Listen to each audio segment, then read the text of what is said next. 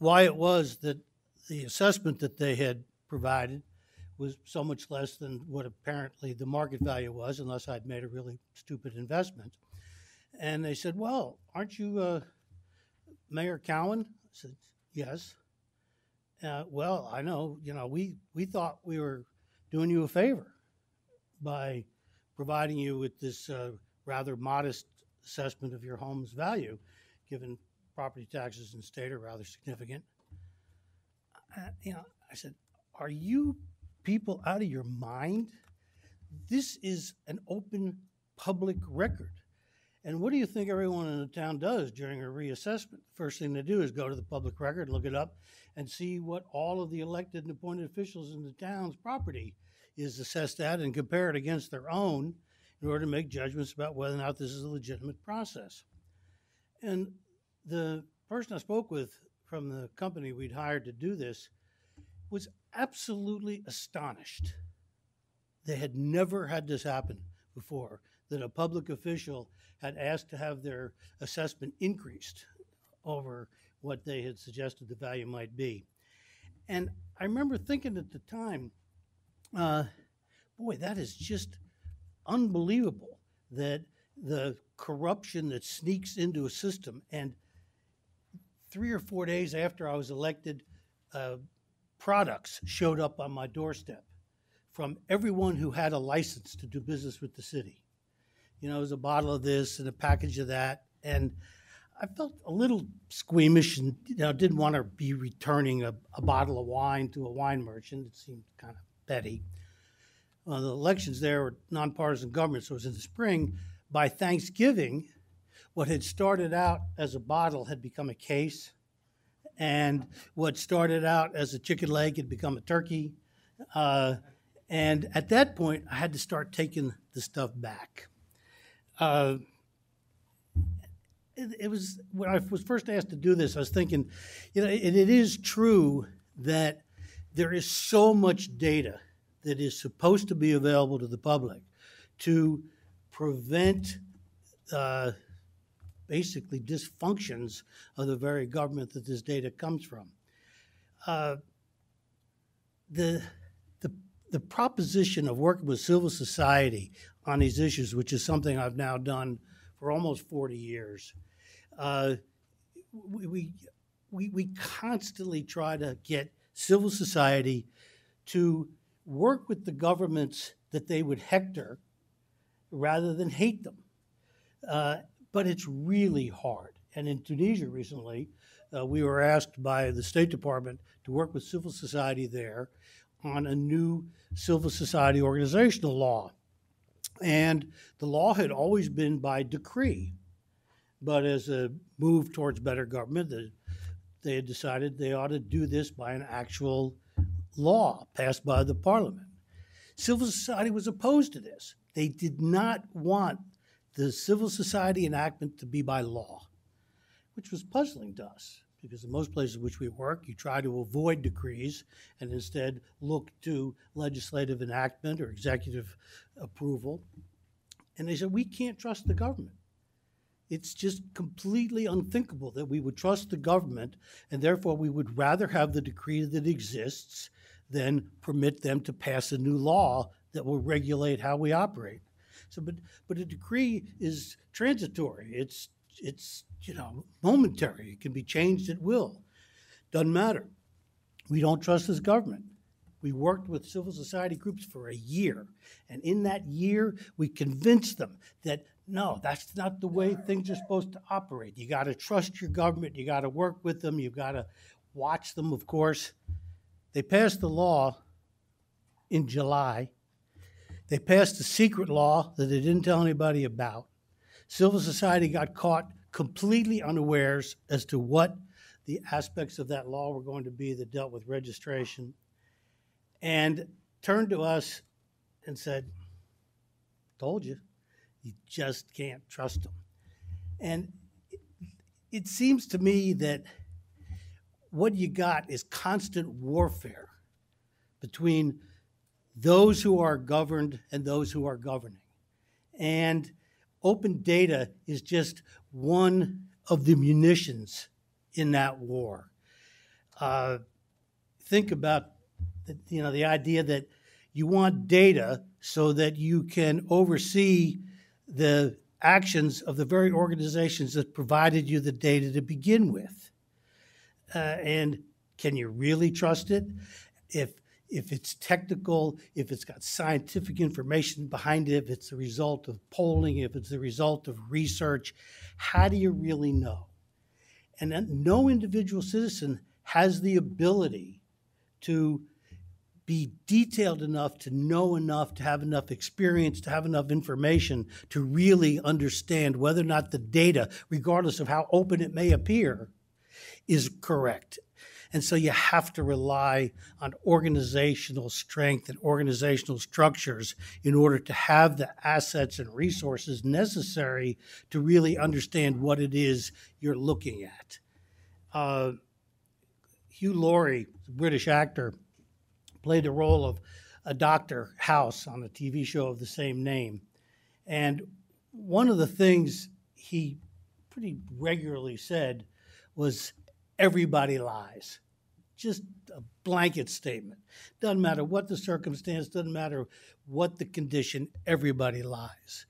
And if you think about the fact that government has public information officers, why does government need a public information officer? You got data, you give it to people, they interpret it, they make their own judgments about what the data tells them and what it ought to be used for, but they've got public information officers because they're always spinning. There is just no other reason that you need a public information operation. It is in order to tell the public what it is you want them to understand and know about the data that you're providing. So I'm hoping that our panelists today will be able to give us some specifics on how you get from raw data to real understanding of that information so that people who read it and use it will know what it is their government is about, at least to some degree. So thanks. Let's see if I can get...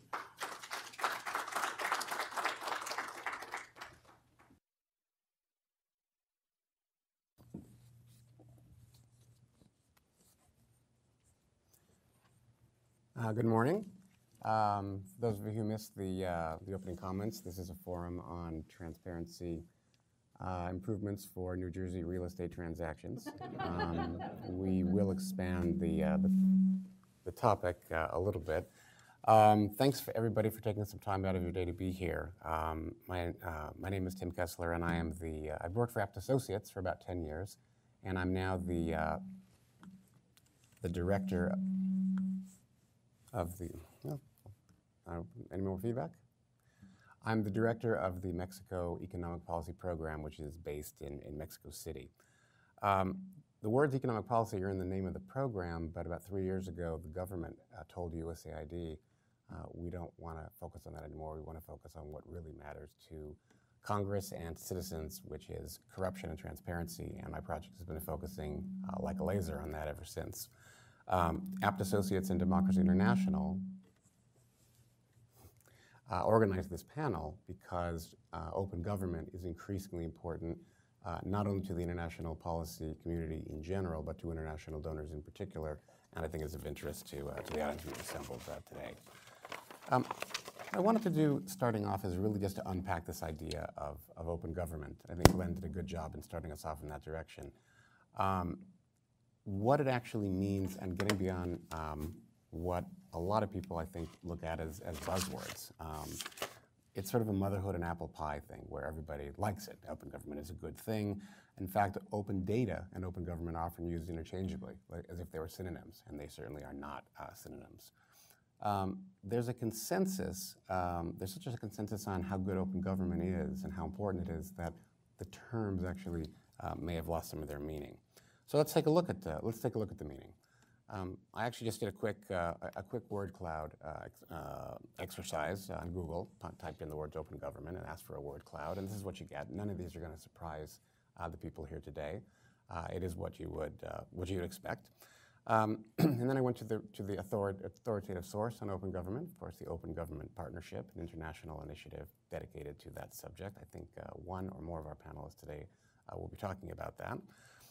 And they have a formal definition, promotion of transparency, policies, as well as the participation of society in the public policy cycle. Again, something that I think is intuitively something that we can get our heads around and agree with. There are also 7 principles that OGP promotes for open government. Again, none of these are going to be surprising or controversial. Transparency, inclusiveness, and participation. So I think there's a pretty good consensus about what it is. There's probably much less consensus or understanding about how you actually make that happen. And I think our panelists today are going to be talking quite a bit about what it looks like on the ground. So if there's a consensus on open government and how good it is, there's probably less of a consensus on open data. First of all, what it even means. Open data doesn't necessarily make the average citizen excited. It certainly doesn't make the average citizen think about things like democracy and accountability. And for a lot of people, open data, especially when you start talking about things like my data and the government, it's something that actually you might be afraid of, something you might be suspicious of and try to keep the government at a distance. What I'm trying to get at, and I really think Glenn, with his perspective and his experience was getting at, is that open data is a negotiation.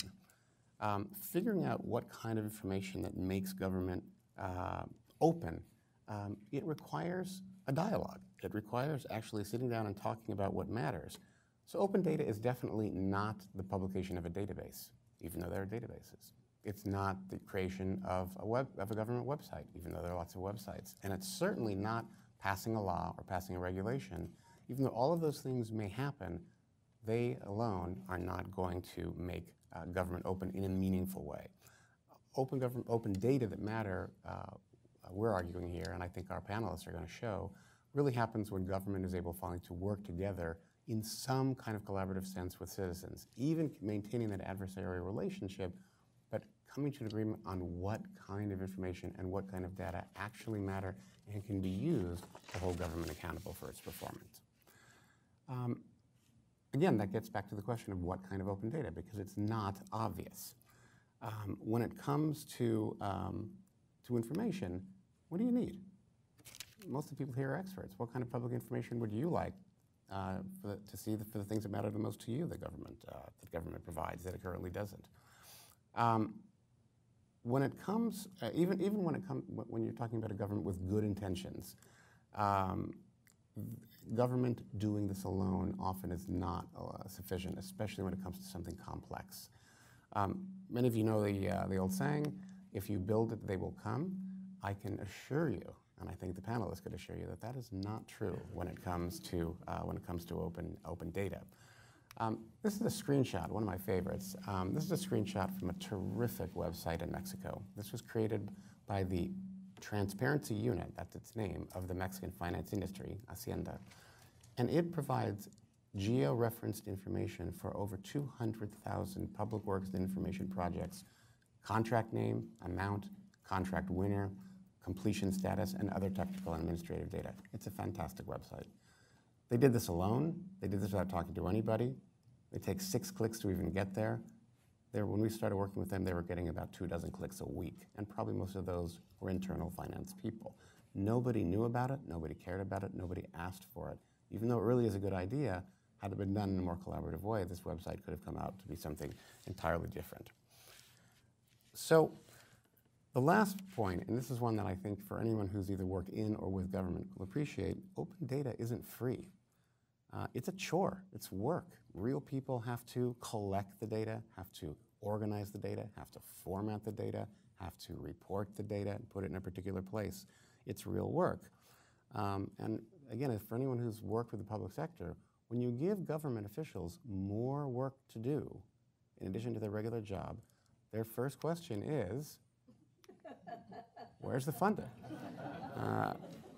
Who's going to help me with this? What kind of resources do I have at my disposal? If you're just adding on and piling on requirements that I have to do, again, the cooperation and the proactivity is not going to be there.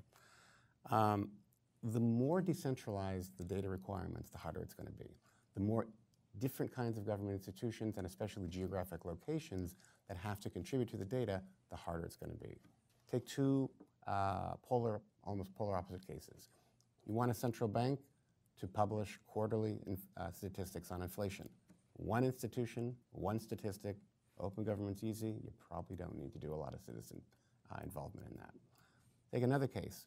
You want every municipality or city in a state to publish all of the requirements needed to get a construction permit for expanding a small business. And you want to track all the applications of people who are applying to those. Imagine the statistical and logistical difficulties, as well as the manpower issues involved in getting all of that data in one place. So open data has historically, for these reasons, has historically been best and most identified with very, very quantifiable objectives. Things that are chunky, things that you can count easily, things that are objective. And we depend on actually organizations like Democracy International and NGOs that are policy advocates and independent experts to evaluate those data. What is it that we care about in the analysis? We care about things that really matter to citizens, like the cost effectiveness of spending, the impact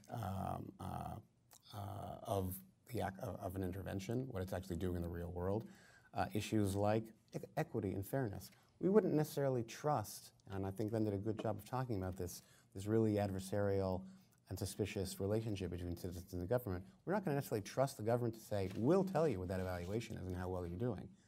And yet, what I'm still trying to argue here, and I think our panelists will too, is that it's not the conclusions that you cooperate on, it's the inputs. You can get agreement, and we have had agreement between citizens and government on what kind of data are necessary to even begin that kind of evaluation.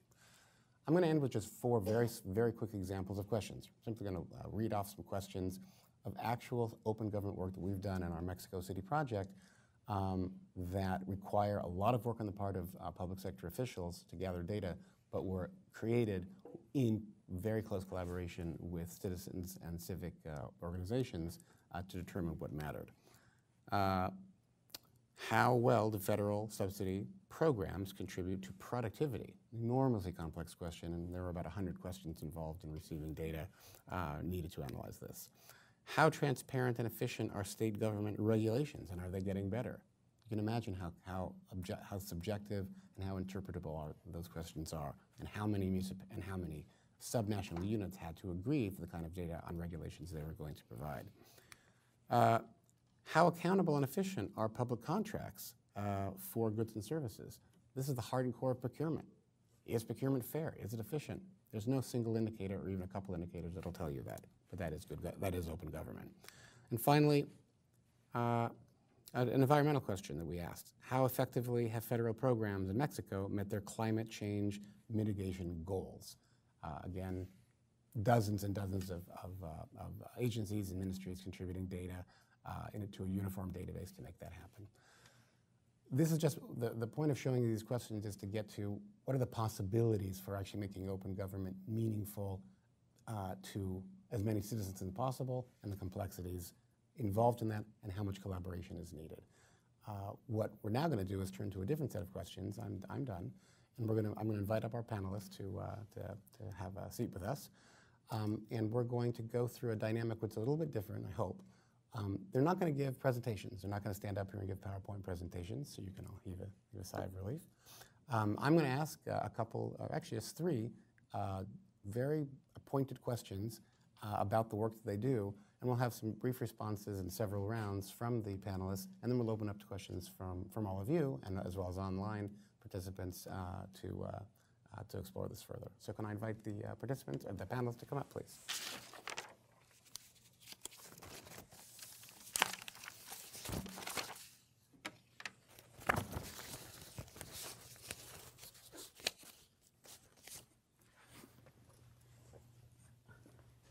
So what I'd like, the first question, we have it, oh, I didn't do the, sorry, I forgot to do the advance on this. What I'd like, oh, I should also have mentioned, 2 of our people are here live, 2 are remote. open government does not need citizens to be present to have open government work, and neither does a good panel on open government. So two of our people are remote. I'd like each panelist, of course, to introduce themselves and say what their organization does.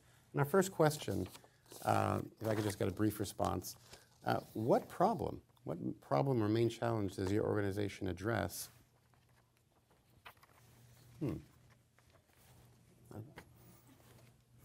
That didn't work.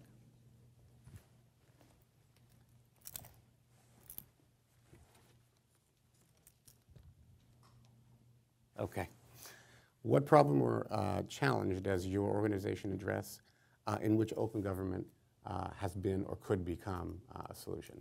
And we'll begin with Anna. Thank you, Tim. Well, first of all, good morning, everybody. This is my pleasure to be here among such distinguished panelists and a group of practitioners.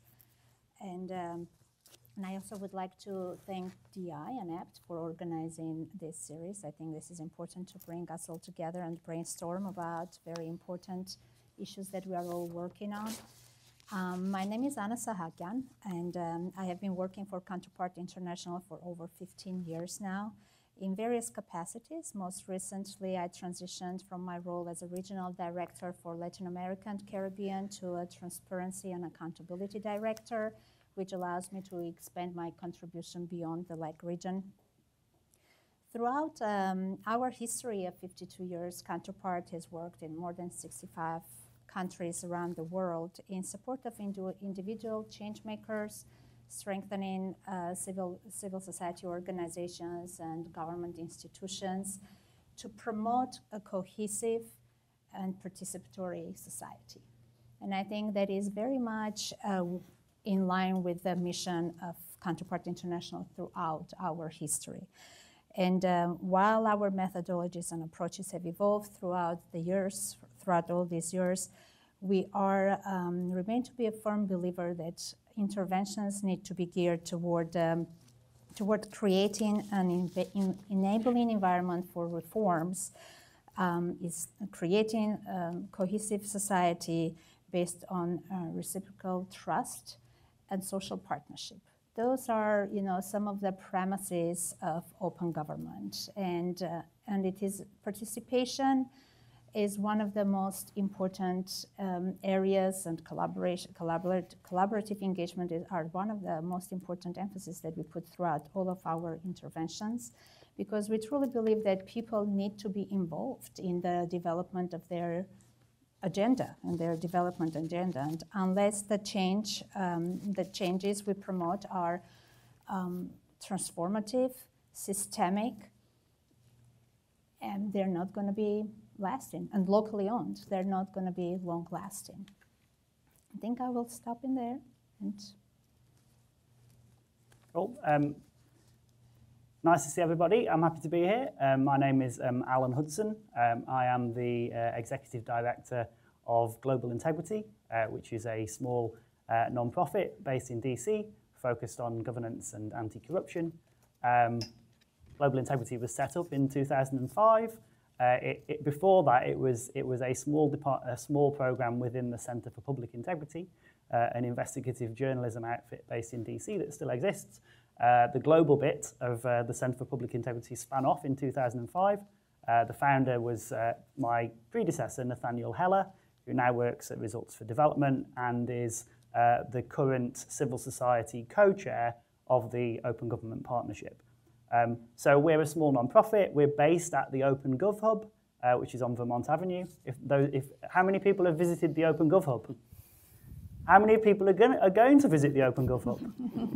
A few more. I'll ask that again at the end, see if I've spurred any interest. So the Open Gov Hub is a co-working space with 40 organisations there, 150 people, all focused on issues around open data, around participation, around accountability, and using that to drive better development outcomes. So as an organisation, Global Integrity has been involved in open government and the Open Government Partnership since before the start in 2011 and 2012. This was before my time. Global Integrity ran the first peer networking mechanism within OGP, which was a process of connecting countries who were dealing with similar sorts of challenges and helping them to learn from each other. We've also been very engaged with the open data agenda. I was recently in Argentina a few weeks ago for the International Open Data Conference. It was interesting to see how the open data agenda, thankfully, has evolved quite a bit in the last 3 years, away from overly focusing on data and a bit more emphasis on problems and politics. So that was welcome. Just a little bit about Global Integrity's approach. So what we do is we support and we try to support and enable the locally led innovation, learning and adaptation that we believe is needed to address the root causes of social problems that are complex, systemic and fundamentally about power. So there are two strands to our work. Firstly, we support partners in particular countries to design and implement problem-driven, data-informed, learning-centered approaches to address the challenges they face and to strengthen their capacity to address future problems. And secondly, we use the evidence and insights from that work in particular countries to try and to engage with policymakers, with the World Bank, with USAID, with DFID, with the Open Government Partnership and others, to persuade and encourage and support those actors to operate in ways that put locally led innovation, learning and adaptation centre stage. I'll just say very briefly the 4 areas that we work on, the 4 programme areas that we work on. Firstly, integrity and anti-corruption. Secondly, fiscal governance and public contracting, so the use of public resources. Thirdly, multi-stakeholder governance initiatives, so things like the Open Government Partnership, also the Extractive Industries Transparency Initiative, the Construction Sector Transparency Initiative, the Open Contracting Partnership. And finally, the 4th area that we work on, which is a bit different, is actually the Open Gov Hub. The Open Gov Hub was established by Global Integrity and Development Gateway. We run it. We collect the rent from members. We also, more constructively and more creatively, try to make sure that it's a space for learning and collaboration around open government. Open government as a solution? Not so much. That's the question. What problem or challenge does your organisation address in which open government is the solution? No, not really. I'd say that achieving open government is as much a challenge as it is a solution. We try to take a balanced approach to open government, exploring its value and its limits, rather than just promoting it as a necessary solution. It was interesting, Tim, talking about the kind of consensus around open government. I think the consensus has been too cosy. It has been too much based on hope and ideology and not enough on evidence. So I think it's important to kind of think about open government as achieving open government as a challenge rather than necessarily as a solution. I'll leave it there. Thanks very much. And our next 2 speakers are coming to us from Mexico City. The first one will be Jose Daniel Jimenez from the National Regulatory Improvement Commission. I believe we have him from remote. Daniel, please go ahead.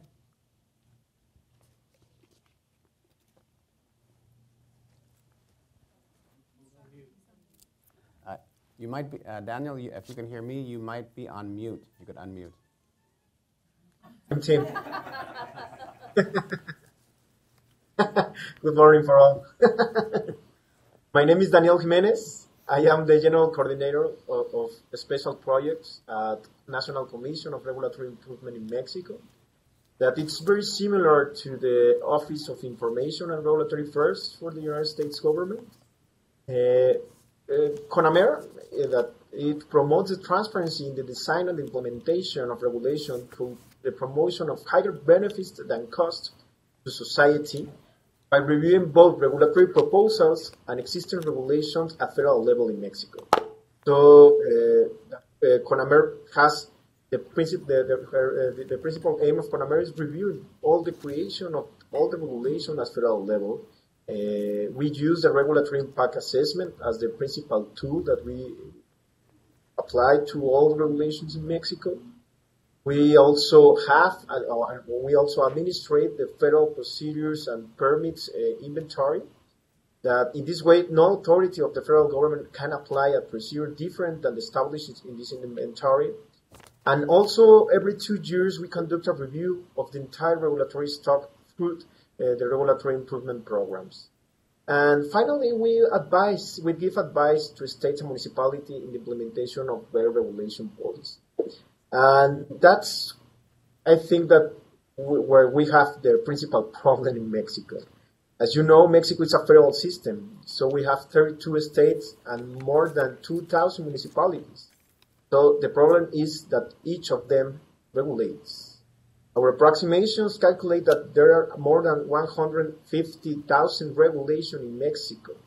Of these, only 25% correspond to the federal level. Then the implementation of better regulation policies in Mexico, it has been limited because the state and municipalities doesn't have a regulatory policy applying as a system in their governments. So since 2017, with USA-Mexico program and the private sector, we create a national observatory of regulatory improvement in Mexico.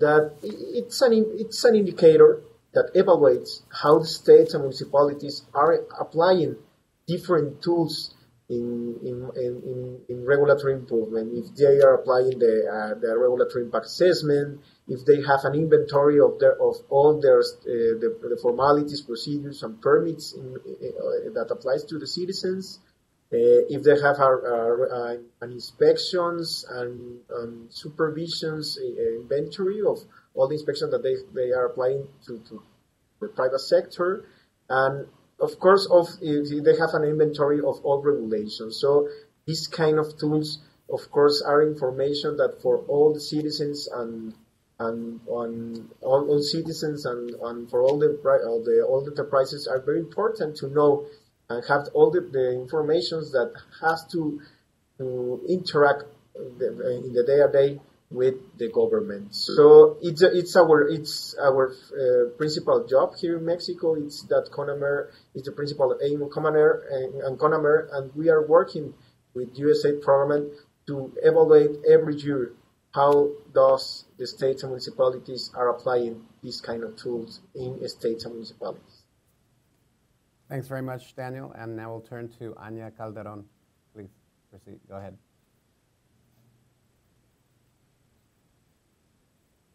Can you hear me? Just making sure my mute is okay. Perfect. Good morning, everyone. My name is Anya Calderon. I'm actually joining you from London, though I am originally from Mexico City, but London is where I'm now heading the Open Data Charter, which is a collaboration between more than 100 governments and expert organizations who are working together to open up data based on a shared set of global principles, including that data should be open by default, that it should be timely and interoperable. This network has basically agreed upon what we think good open data looks like, addressing some of the issues Tim raised in that very helpful scene setting of this panel. And it's very much about a shared aspiration. These principles are increasingly shaping open data policies around the world, from places like Argentina to New Zealand, or the province of Ontario to Taipei City. So we really work across the different levels of government. And since the launch of the first charter, when the whole movement of open data began, this was in 2015. So we are currently at a time where I think it's important that we are stepping back and reflecting. This is part of our work that we're currently conducting to revise our global principles, making sure that they stand the test of time, that they're fit for purpose, considering the learnings that we've seen on the ground, new technological advancements that are raising concerns around issues around privacy or the use of data to feed artificial intelligence systems.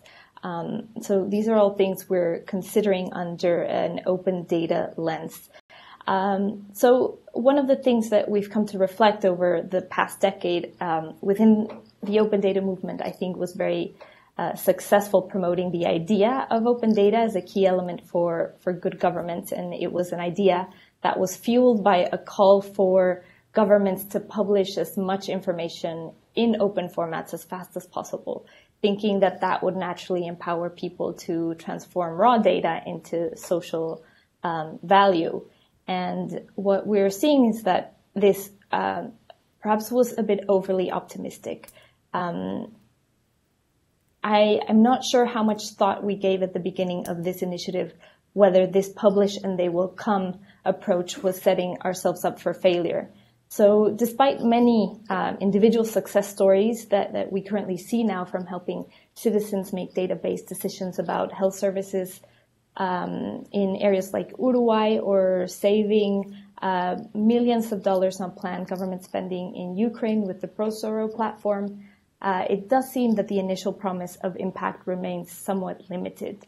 So connecting a bit to Alan's points on the complexity of these systems, I think it's important to understand the complex systems that connects data to impact. And for that reason, we've partnered with organizations such as Transparency and Accountability Initiative to analyze the whole value chain of data flowing from its generation through to its use, and also the necessary conditions in place for an action to lead to a response, including people having the ability to access and skills to process data, but also the political and social structures that are needed for an action to lead to a response in order to see some sort of change in the world.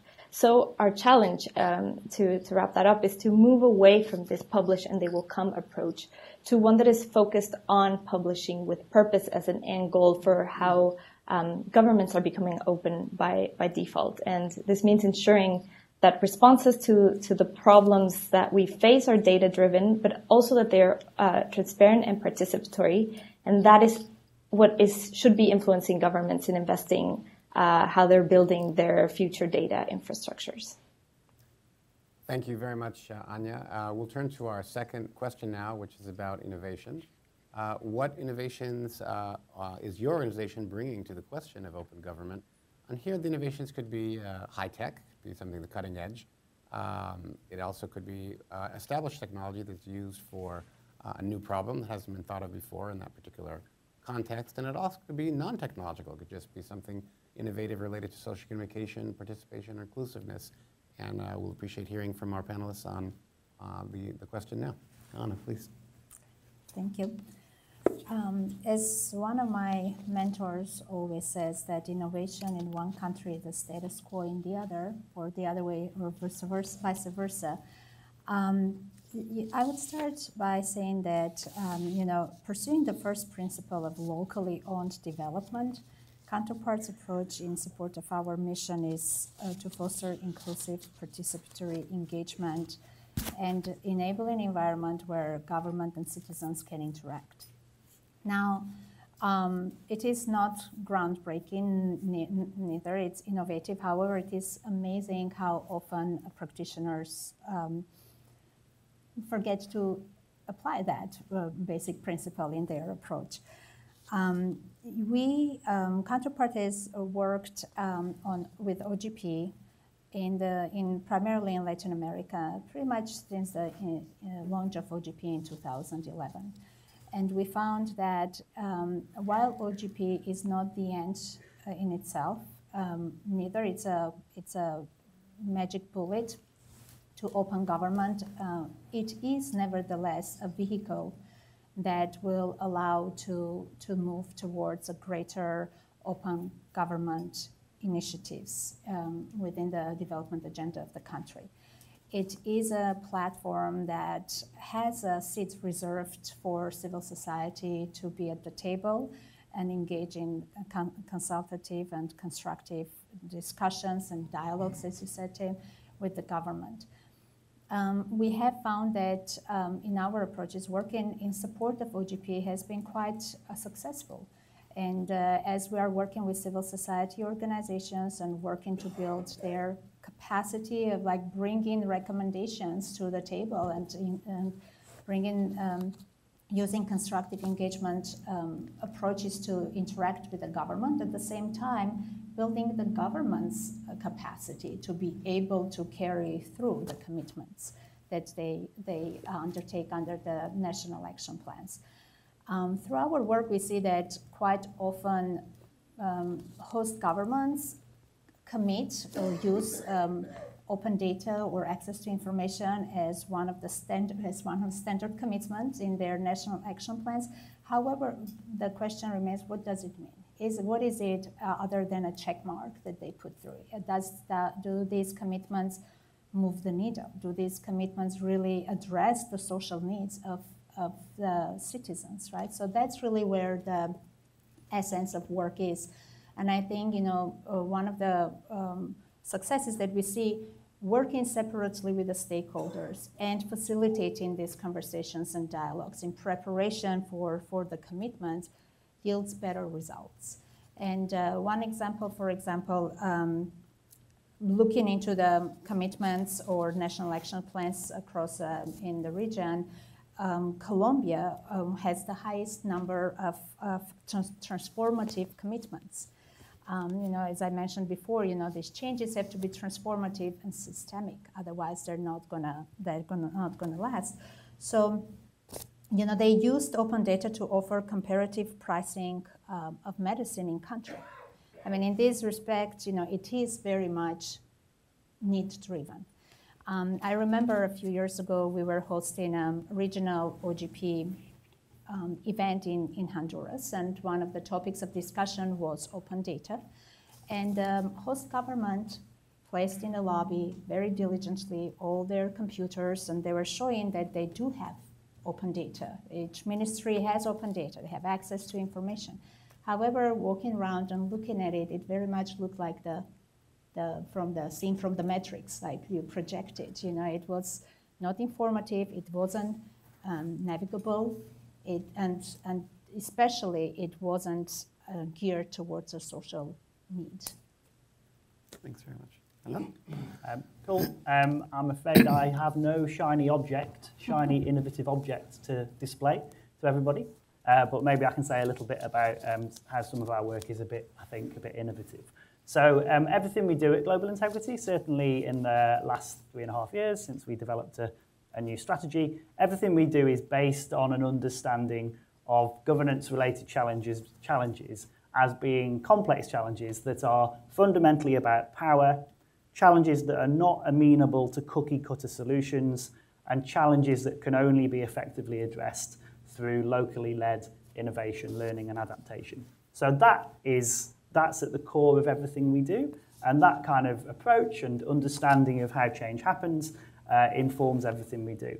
I'll just say a little bit about some of the work that we've done in Mexico. I'm a little bit cautious about talking about our work in Mexico, given that everybody else on the panel and Tim knows Mexico infinitely better than I do, and there's probably many people in the audience who also know Mexico much better than I do. But I'll give it a go. So one of the projects that we've been involved in over the last 3 years, which has been a really exciting project, has been a project called Follow the Money. Follow the Money in Mexico. This has been a collaboration with local partners. Key local partner has been the Access to Information Commission, INAI, in Mexico. So they've been our key partner. And then at various times we've worked with IMCO, the Mexico Institute for Competitiveness, and then more recently with HESOC, another kind of think tank research institute in Mexico. The Follow the Money work in Mexico, it employs a specific methodology that we developed called the treasure hunts methodology. And what the project is, it involves working with government, civil society, and access to information officials in Mexico at the federal level and in a number of states, in Veracruz, in Chihuahua, in Sonora, in Durango, in Zacatecas. And the process is that the local stakeholders select a particular sectoral or service delivery challenge that they want to focus on that is important in their state or municipality. And then we help them, we support their efforts to explore whether they can find the data that they need to understand how public resources are spent to address that sectoral or service delivery challenge and the results that they achieve. So it's a kind of process of participatory action research, working with local stakeholders to explore and support the use of data to address particular service delivery problems. So that's the project overall. And the way it's kind of a bit innovative, and this kind of echoes some of what Anya was saying, is that rather than starting with transparency and data and hoping that data will somehow be used to drive accountability and results, we start, the project, the Follow the Money Treasure Hunts methodology, starts with particular sectoral and service delivery problems and participation, multi-stakeholder participation around those problems. And then with those kind of cycles of participation and learning and action, potentially drawing in the data that is needed for the particular purpose of addressing that problem. So it's very much kind of in line with the publish with a purpose methodology and kind of idea that is now very central to the Open Data Charter. And it kind of challenges what has been the consensus theory of change around open governance, which has basically been you go from transparency to participation to accountability results. So rather than starting with transparency and data, the treasure hunts methodology starts with particular problems, which gives me an opportunity to mention an event next week on the 23rd. I see Derek from RTI International here. There's an event on the 23rd hosted by RTI on governance and sectoral outcomes. There's an excellent briefing paper by RTI on that. I thoroughly recommend the event next Wednesday. But I think it's really on the money, and will be a wonderful event. I'll leave it there. Thanks very much. We'll turn to Daniel. Of course, as I said in my presentation, one of the most important programs that we are doing now with the USC program, in association with the US program, it is the creation of the National Observatory Regulatory Improvement. It's the first case that we have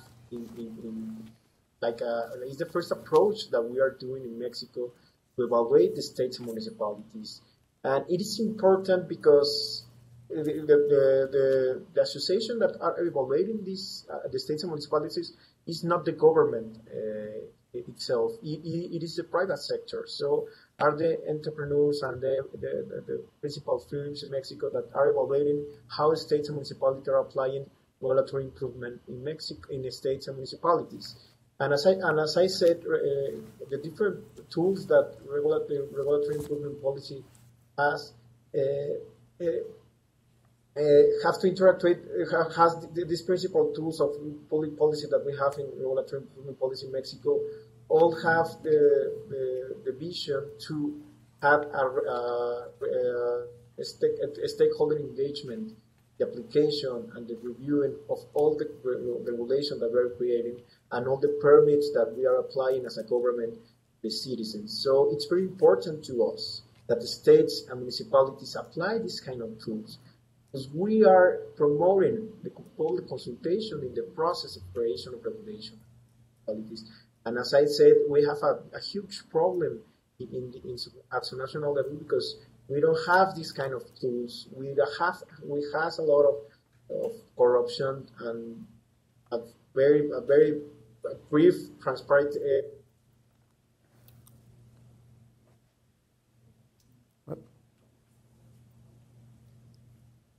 He's frozen, right?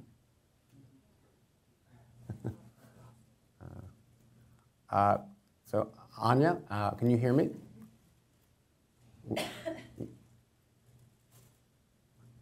Anya, can you hear me? I can hear you. I was on mute. That's okay. So we have, unfortunately, a technical problem with the transmission from Daniel in Mexico City. So if you wouldn't mind, we'll see if we can get him back on in a bit. But if you can go ahead to the question. Oh. Sorry?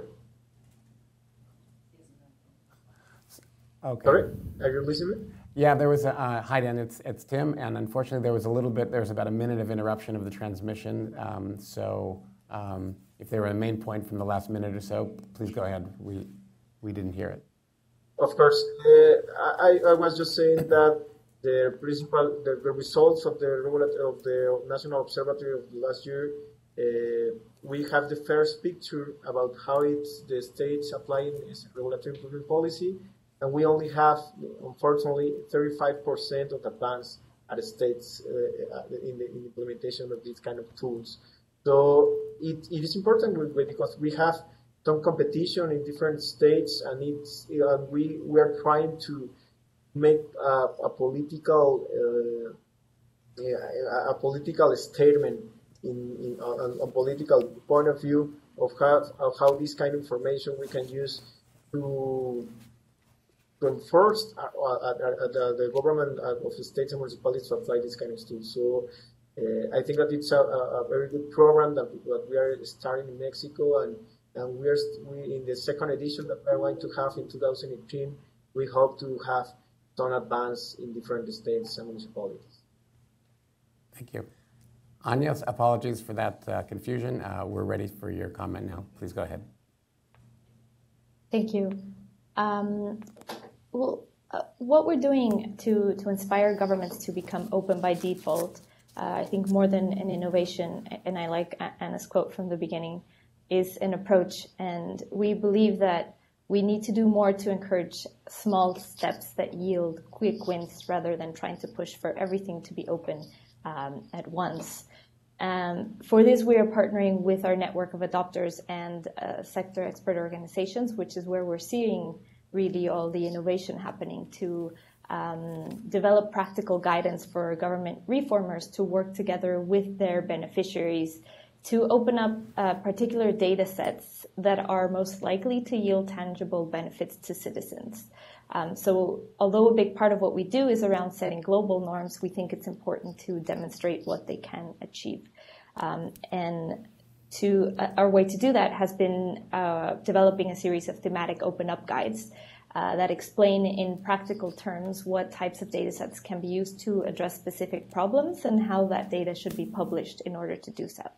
This includes identifying existing international standards that can support their interoperability and guide how it's best to structure and publish these data sets, as well as particular use cases. So the goal here is to have practical tools that can shape more intentional data prioritization based on the needs of key constituents, careful problem definitions, and a genuine user engagement in diverse contexts. We have piloted this work in areas such as anti-corruption in partnership with Transparency International, in agriculture and food security with GODAN. We're about to launch a climate action guide with the World Resource Institute that Tim, I believe, can help answer one of your questions you put up there around finance for monitoring the NDCs. And we're also currently exploring work on gender. And I'm going to focus on this latter one because I think it's a good example. Bridging the gender pay gap in specific to improve the recruitment and progression of women. It has been a priority in governments around the world, but we are seeing that access to high quality data to understand what the drivers of this gap are currently very scarce in the field of gender equality in the workspace. So one approach that some governments are taking, which we're seeing, is trying to require employers to make available information on differences between what they pay their male and female employees. And to date, I think there's at least 10 different countries that have some sort of gender pay transparency legislations, and many more that have equality acts in place. So we think this is an ideal issue where to have a more deep analysis and focus on what types of data should be published to address this gap. This year, for example, the UK government mandated that all employers in Britain with at least 250 staff report the difference between what they pay their male and female employees. And this was, I believe, the most comprehensive ever collected in any country. And it was released. It's out in the open. The companies have to publish it both on their website and on a government platform. But just publishing it, making that data open, has prompted scrutiny of the worst and performing. But there has also been some criticism about the quality of that data, which perhaps might be limiting the ability to analyze it. There appeared to be also some unanswered questions about how that data can interact between or across other transparency provisions and broader accountability mechanisms. or ways in which opening this data can interact with other sort of political and social structures. And with similar legislation in the pipeline elsewhere this year, we think this is an ideal time to support a better understanding and use of open data to guide efforts of how to bridge the gender wage gap. So we're currently working to develop an open up guide around the gender pay gap, to include what data standards and quality issues need to be considered for those that are pursuing equal pay initiatives, as well as I mentioned the broader complementary institutional arrangements that need to be put in place so that this specific type of data publication can be part of a process of social change. Thanks very much, Anya. We're going to turn to our third and final question of the day, which is, in what ways does your organization engage with the political environment to create opportunities or incentives for positive change? A summary of that question is, what's your impact? What have you actually achieved on the ground? Unfortunately, we have slipped in time. We were hoping to have a little more time for this one.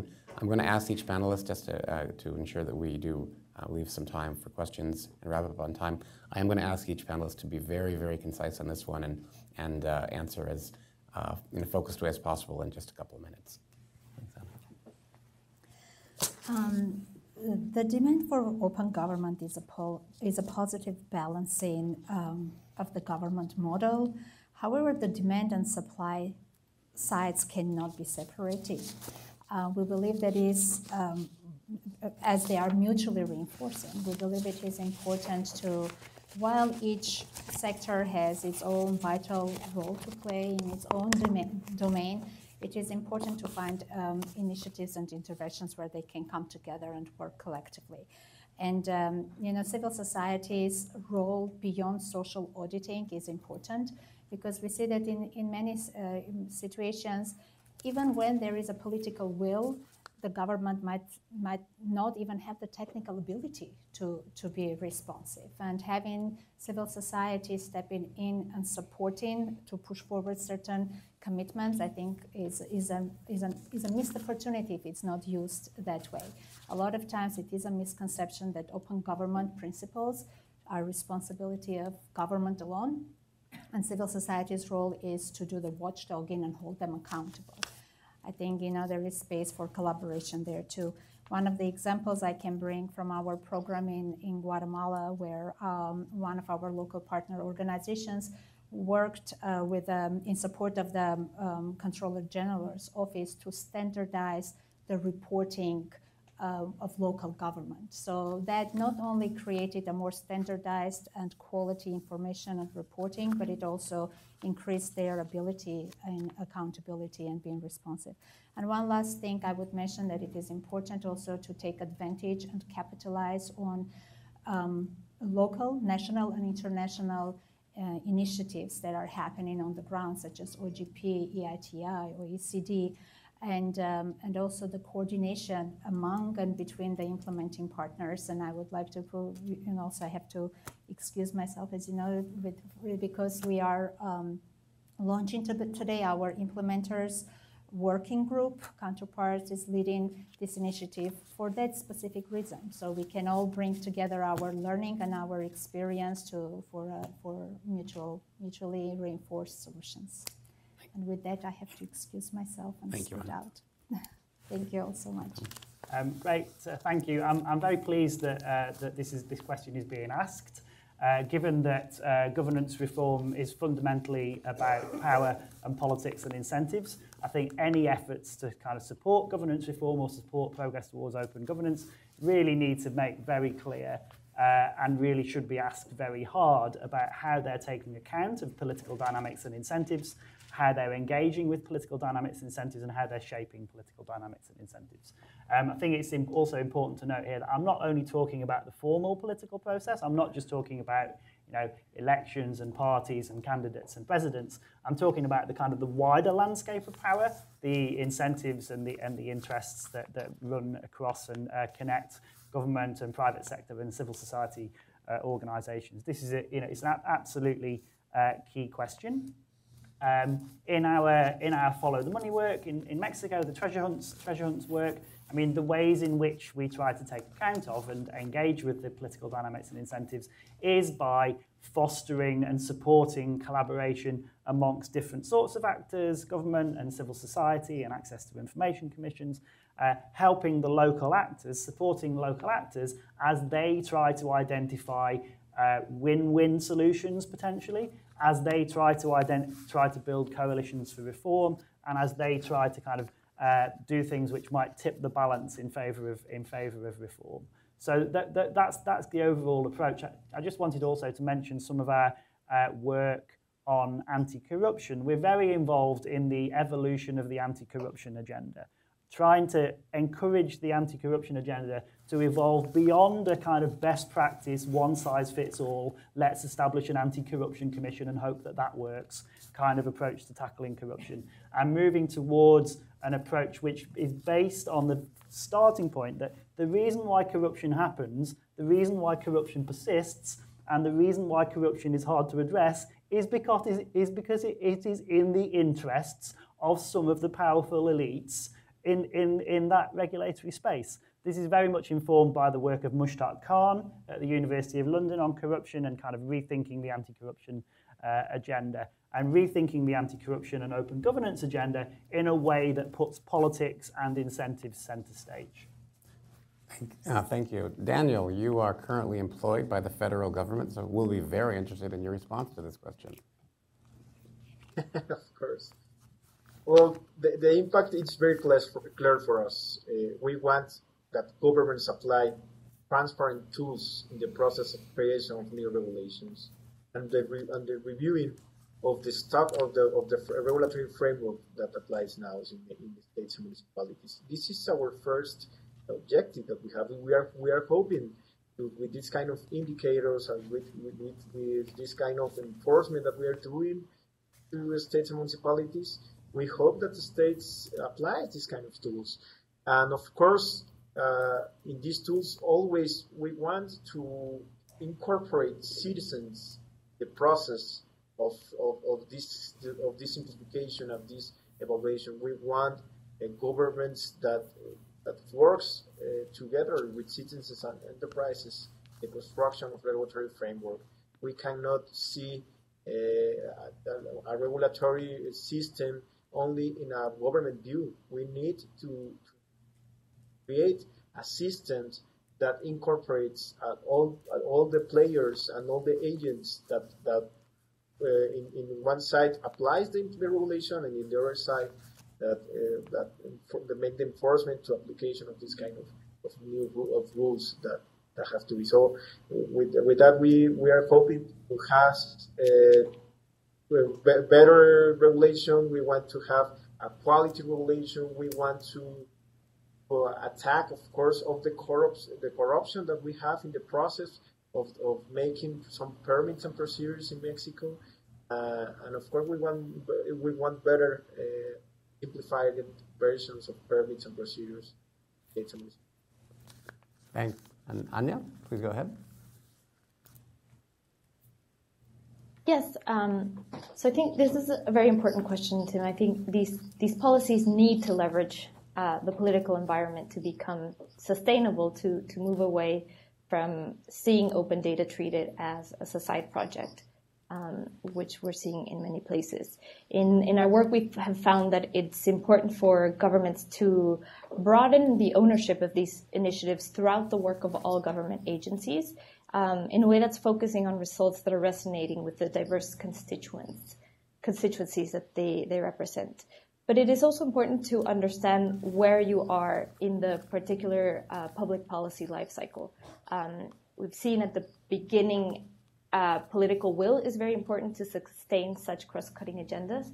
But then as these efforts grow and mature, they are needed. You need to institutionalize or embed them into legislation. And going back to my example on the gender pay gap, I think it's a good example because not only did the UK capitalize on that initial sort of political will supporting open data, it has started to mandate the release of specific types of data sets, and for a clear purpose.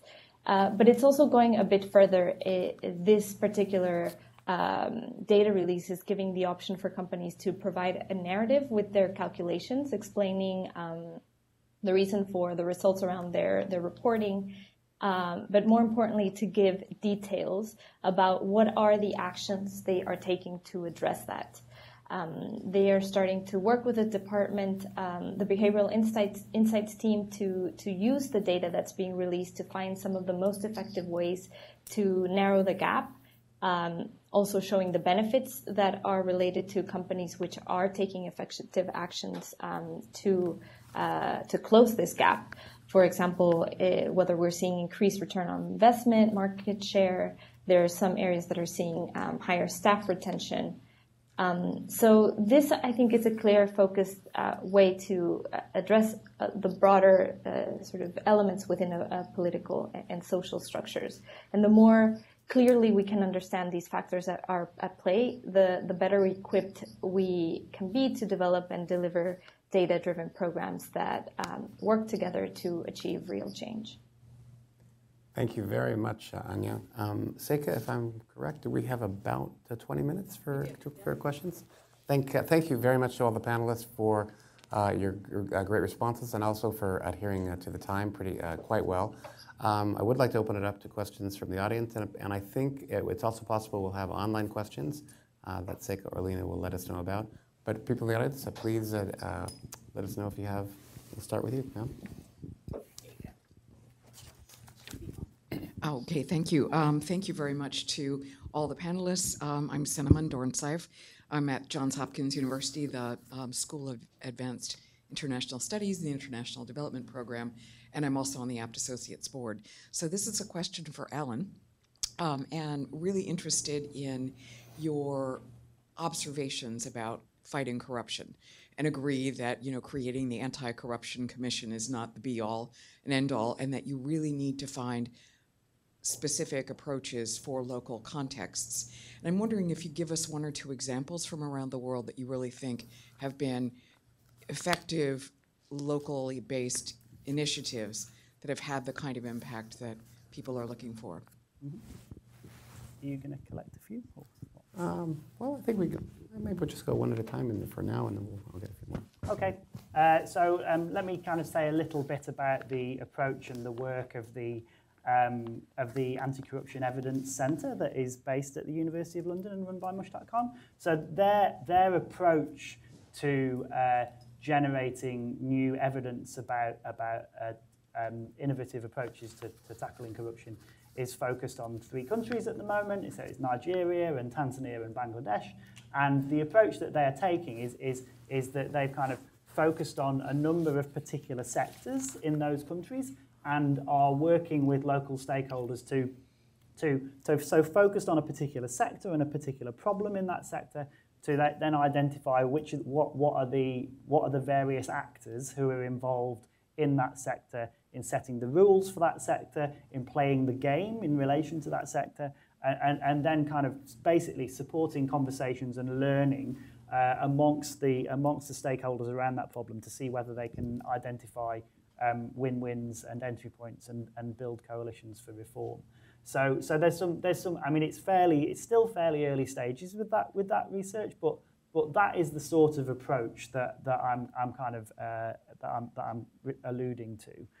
Also, just to mention, we did, as Global Integrity, we did some interesting work, I think, with Transparency International over the course of the last couple of years, trying to better understand and think through what leads citizens to mobilize against corruption. So what is the kind of the journey or the process that citizens and civil society organizations go through to work out, to think through whether and how to engage around corruption. So we did some interesting work in Georgia and in Tunisia about thinking through the kind of triggers for citizen action against corruption.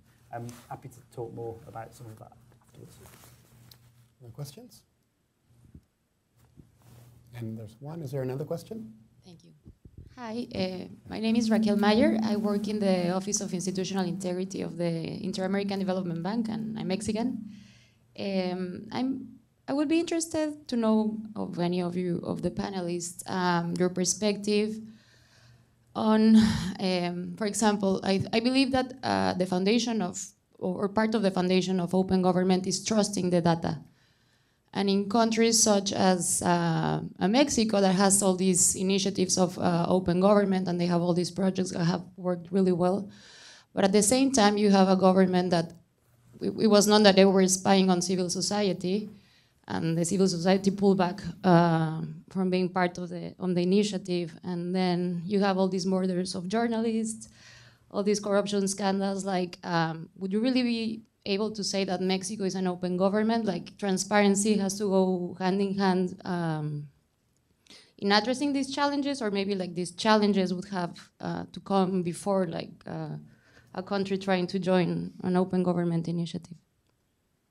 Both Daniel and Anya are Mexican citizens. I'd like to give them opportunities to respond to the question.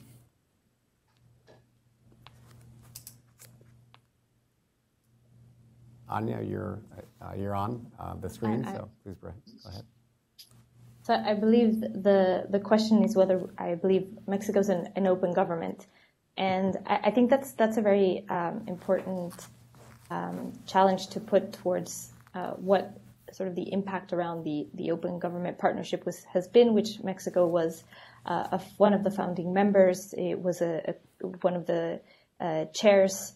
And put a lot of resources and energy towards sort of delivering on the national action plans within the Open Government Partnership itself. I think that becoming an open government is perhaps a process that is constant.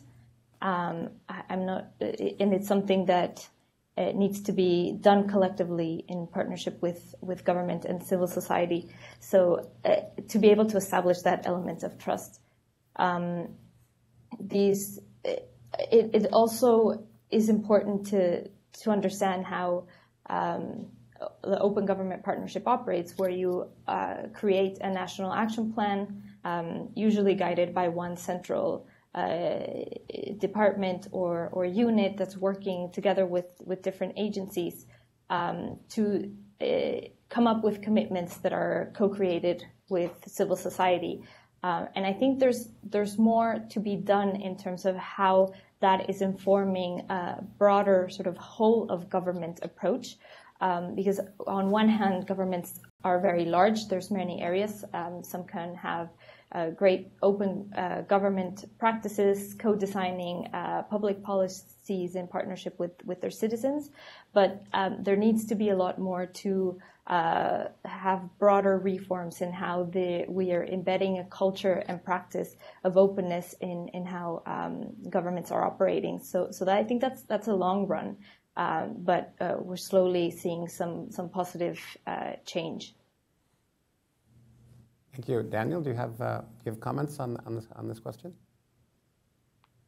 Well, I think that it's another point of view of a different answer that I think that we're expecting. But would you like to respond as well? I am thinking about the confidence in information in the open government tools that we have in Mexico. And as a public servant, we have, of course, a lot of information that we make a lot of publication of this information. But in political matters, it's very important what kind of information you are make public.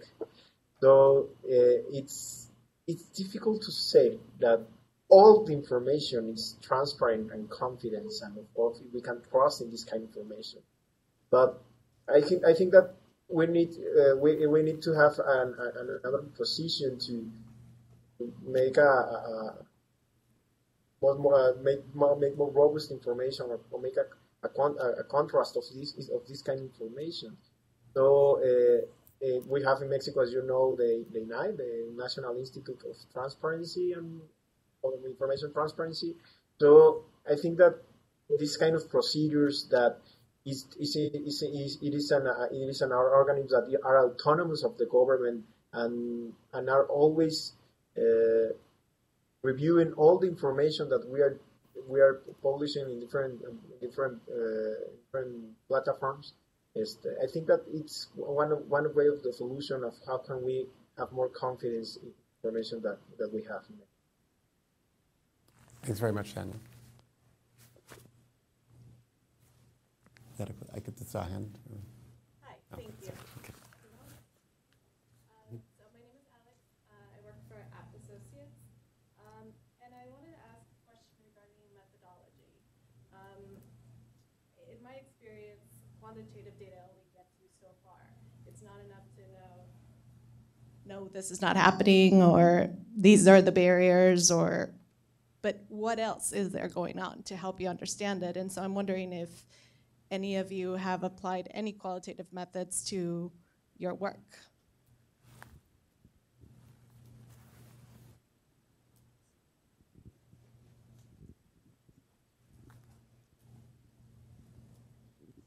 So I'm happy to kick off. I mean, our work is very strongly qualitative, really.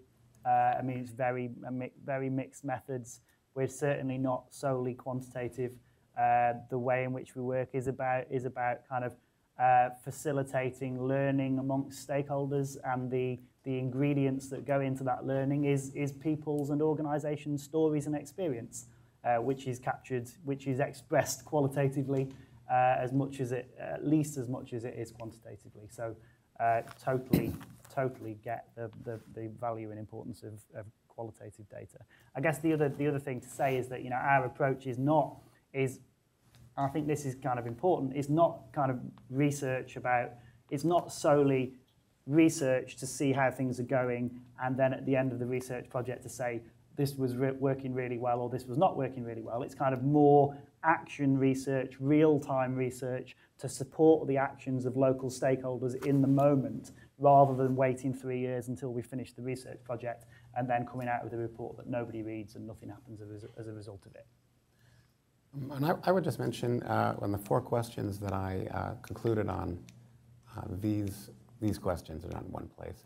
But the way that these very subjective questions were attacked were to actually test questions, and I mean dozens, and in some cases, or more than 100 questions on these subjects with public servants and civil society and experts, going through iterations of, are these questions appropriate? Do the data exist? Are they cost effective to collect the data? Is it legal to present the data?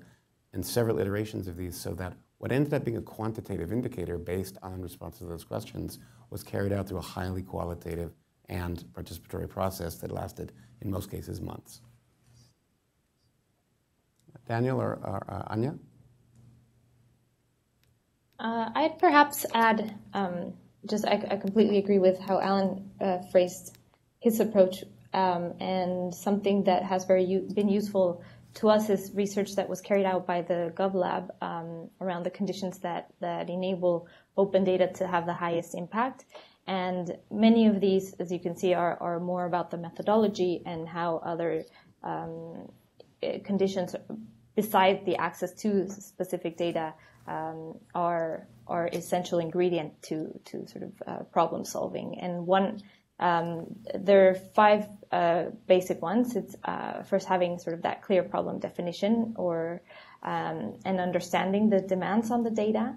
The second one is the right capacity and culture to collect and share data. So many times it's understanding also the limitations of the data, whether we have the skills and capabilities to do that, the information available to understand the data about the data. Collaboration within and across sectors and building partnerships between data publishers and users to provide that sort of more qualitative understanding of the data being used. And last, an assessment of mitigation and risks in terms of any decisions that are coming out of the use of this data to be dealt with in a responsive manner. Daniel? Fine with it.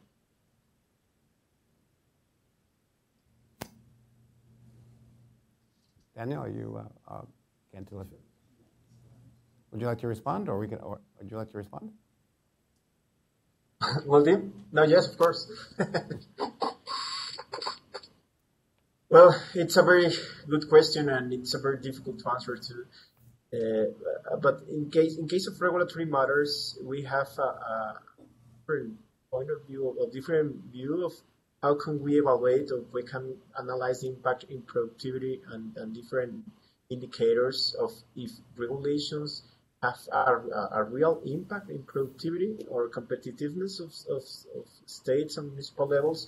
And of course, it's very difficult because we cannot make a difference of the impact of different policies that we apply. It's only a regulatory matters issue that we are applying. It could be a different policies as another policies that are making the effect of the impact in productivity and other indicators. So to evaluate the impact of this kind of tools, it's one of the principal challenges that all regulators has.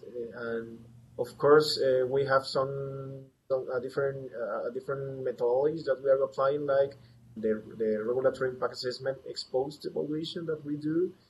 But of course, it's very difficult and depends of all the data that are available different case, and of course it depends on the sector that we're evaluating.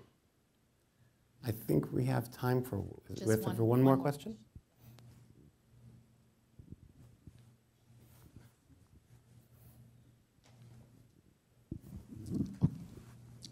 Good morning. Thanks, Depan. My name is June. I wanted to ask a question with regard to the size matter. I haven't heard any examples with countries, say, on 5 million and under people, and what are the implications for open data in smaller societies where there may be some transparency and corruption issues? I'm not sure I've got a great answer to that. I mean, some of our research has been in relation to smaller countries. We did a 5-country study of how the Open Government Partnership is playing out. We did this about 3 years ago in 5 different countries. Some of those were big countries, so the Philippines and Tanzania and Mexico. A couple of them were smaller countries, so Costa Rica and Albania. Somewhat smaller. Am I not meeting your size threshold? No, your size ceiling. We've also done some work at kind of subnational level. As many of you know, the Open Government Partnership over the past couple of years has given increasing focus to kind of subnational units.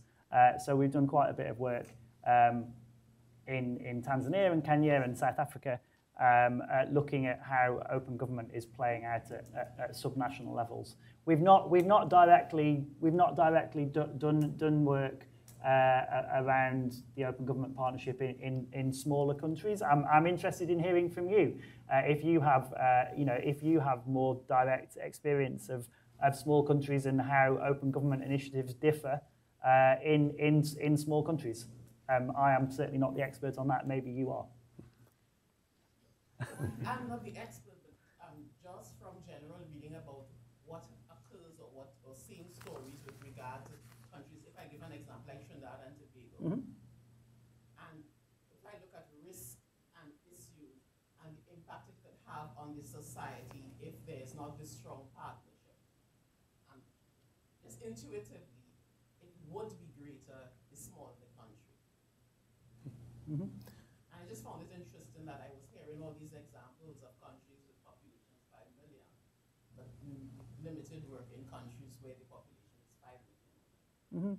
I mean, it would be interesting to look at the membership of OGP and the 80 countries or so who are in OGP, and to look at what the size distribution of those countries is. That's not something I've done, but that would be interesting to look at. For my part, I'd like to thank the organizers, Apt Associates and Democracy International, for inviting me, and of course the panelists for their time and their excellent responses. I would like to invite Jay Knott, the Vice President of Apt Associates, to send us home with some closing comments.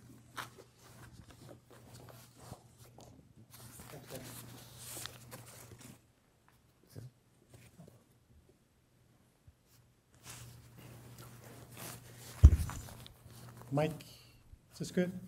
All right, hi. I'm Jay Knott. I'm the Chief Business Officer of Abt Associates, also the Vice President of our international development work around the world. First, I want to thank, as Tim did, all of our panelists for their contributions to our thinking and to the debate around open data and open government. I think they did a fantastic job. I want to give them a hand. I want to thank Democracy International for co-hosting this event with us, and for the Center for Global Development for allowing us to use their space. I think it's proved ample and welcoming for this occasion. While I was standing in the back, I was taking a few notes around the rich content that we're hearing, and it sort of occurred to me, at least in my thinking, there are two sort of fundamental challenges that we as practitioners need to grapple around. One is, what is the point of government at all, right? So we talk about open data and open government, and we seem to be convinced that open is a pretty good idea, but what is the point of government in the first place? I think for most people, it's around services, it's around support, it's around facilitation, it's around protection, it's around identity. And so it's around government somehow serving the people whom it proposes to encompass within their jurisdiction. And I think that if we apply openness to that equation, there's real debate around, as you mentioned, around whether openness actually contributes to that service or whether it's an open question. Certainly, we note today there are opposing models that don't promote openness at all. Opposing models that are actually improving services to the people, that are accomplishing rapid economic progress in the absence of increased openness or accountability or transparency. And so I think as practitioners, we need to attack the question around what is the point of this and what can it accomplish? We've talked about examples of achievement. The question is there scale? Can scale be achieved within the context of the open equation? And so I think the proof point is part of what we need to drive home, part of what we need to demonstrate as part of this great debate around whether the Western economic principled capitalism, openness, transparency, accountable thing is going to be the real force for the future, or whether it's the different other economic models that also have their proof points around results. So results, impact. At Abt Associates, we're all about results and impact. I think as a group, as an industry, we need to continue to contribute to those sorts of impacts. That was the first point. Second point is, in terms of the project of open data and open government, I tend to think of this thing as there's a sort of a triangle in my mind of people, processes, and tools around which you organize those three things, and that's how you drive forward how to achieve whatever your outcomes are going to be. And thinking about the sheer data that's being generated in the world really challenges me to think about, in some of the countries in which I've lived, their ability to mobilize the people, to master and systematize, institutionalize the processes, and to have access to the tools to manage the data. We know the data is there, and it's multiplying as we speak. As we breathe, more data about us is being collected. If you have a cell phone and you walk around, someone's looking at where you're walking around. And so that the data is becoming overwhelming, even for some of us. Our own data is overwhelming to us. Certainly, if you look at some of the less resourced governments whom we presume to assist, the amount of data that they're beginning to collect, given the institutional development that we know that we have, is often going to, I think, going to prove to be overwhelming to date. And so I think that if you think about what we need to do in order to improve things. Again, people, how many data scientists are there to help them deal with all this data that's being generated? The processes. What's the process around which the data is going to be organized? A purpose is going to be defined. A way for citizens to participate in the collection, the utilization, the visualization of that data is going to be articulated. And then what are the tools that are going to be available for them in order to manipulate that data? It's one thing in a capital city even to talk about how you're going to use data there.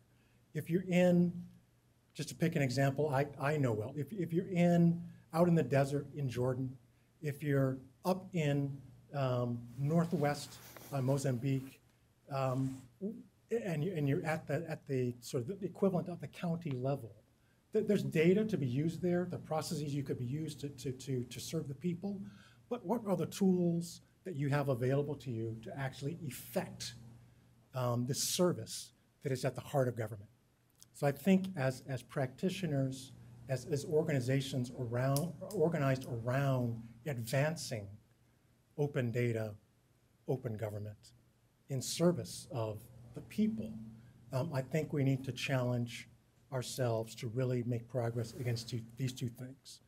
First is, what's the impact and how does it compare to other ways of achieving impact? And the second is, how do we mobilize, organize, supply the people, processes, and tools to manage this tsunami of data that is coming for all of us? So again, want to thank our hosts, want to thank our panel participants, and want to thank all of you for coming to this event. This is the first part of a series, so show up next time as well. And I have the great honor of announcing that there's food outside. so please go out and continue to mingle, have a bite to eat, and thank you again for coming. Thank you.